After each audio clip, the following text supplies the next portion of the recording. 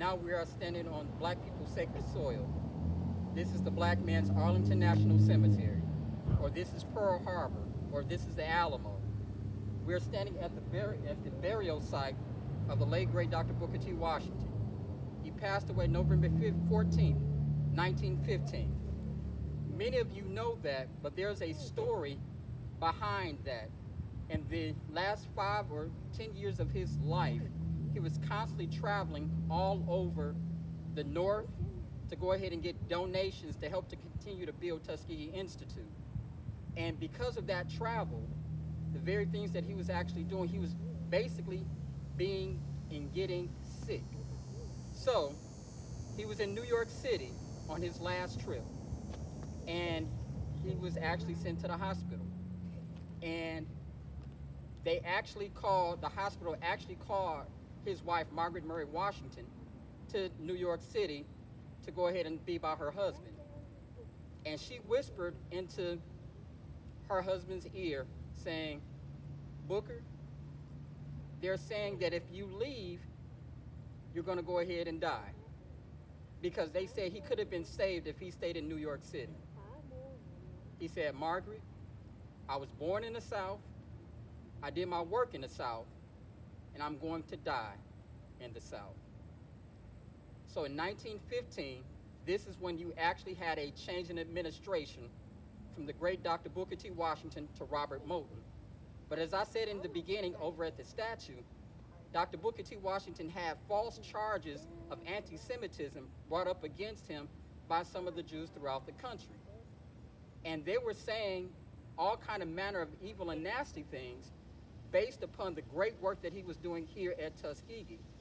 And what I'm about to go ahead and do is attack those who actually bring the charge against him. There's an article called The Origin of Black Semitism in America, written by Leonard Dinnerstein, and he said all manner of evil against Dr. Booker T. Washington, as well as W.E.B. Du Bois. And if you give me a moment, I want you to see whether or not you actually believe that this topic or this statement is truly anti-Semitic. So please give me one moment, because I want to quote him correctly, as well as the great Dr. W.E.B. Du Bois. Here's the statement.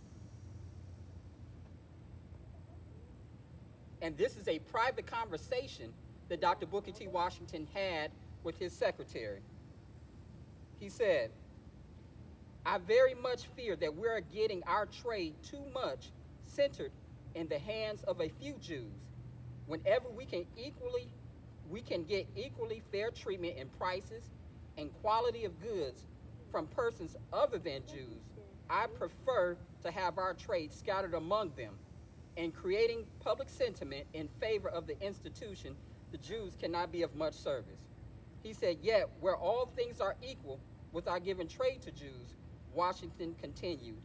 He advised doing business with J. Loeb of Montgomery, Alabama, who stood by us when everyone else refused to serve Tuskegee Institute. So does that mean there were Jews who did not support Dr. Booker T. Washington because of the fact that he was teaching black people independence and was not trying to integrate?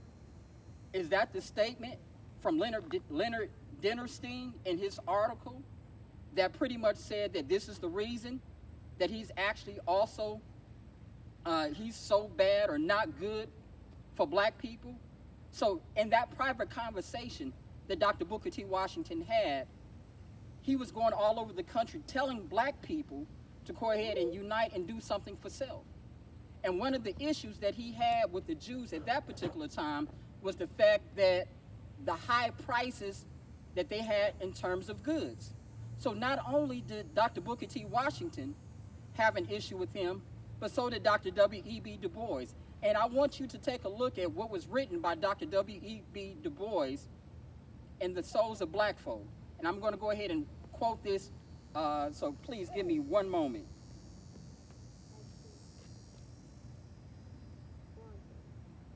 And Dr. W.E.B. Du Bois is saying about how a Russian Jew was actually going against black poor farmers who did not know how to properly read and write. So I want you to go ahead and take a look at this.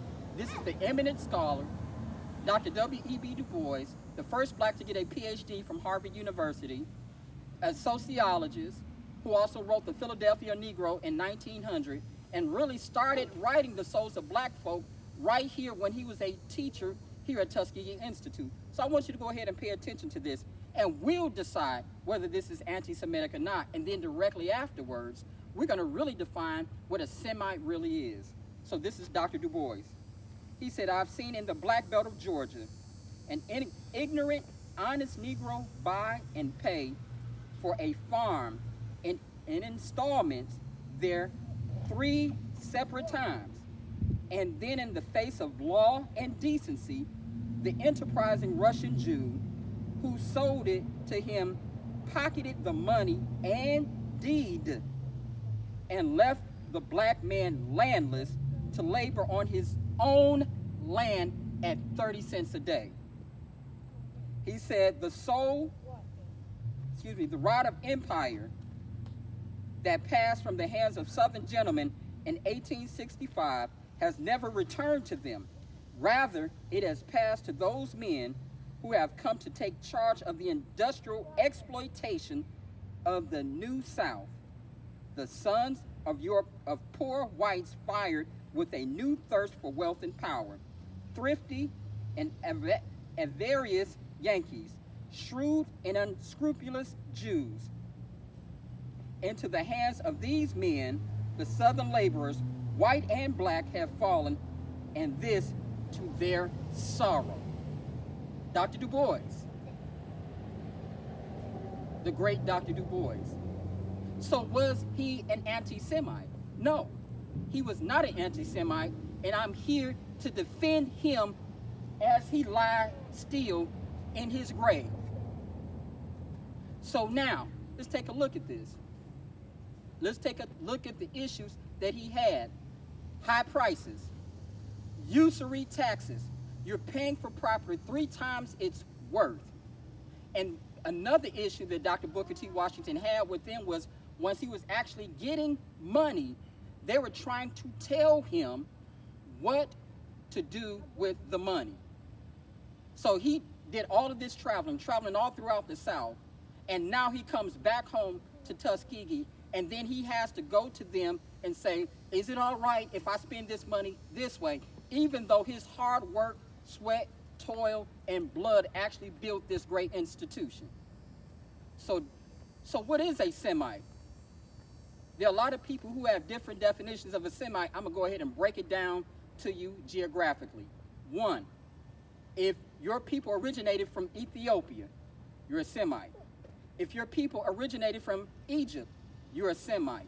If your people originated from the Sudan, Libya, North Africa, Mauritania, you're a Semite. If you speak Arabic, if you speak Hebrew, you're a Semite. So as a result of that, how could Dr. Booker T. Washington be anti-black since a Semite is black? And if you wanted to call him an anti-Jew, the original Jew was black. So how could he be anti himself when from the very beginning, his whole work, his whole focus, his whole life was on building up black people? And as a result of that, for those black people who could not afford to pay tuition here at Tuskegee Institute at that time, if you come on campus, you could literally see some of the great buildings that are built by students.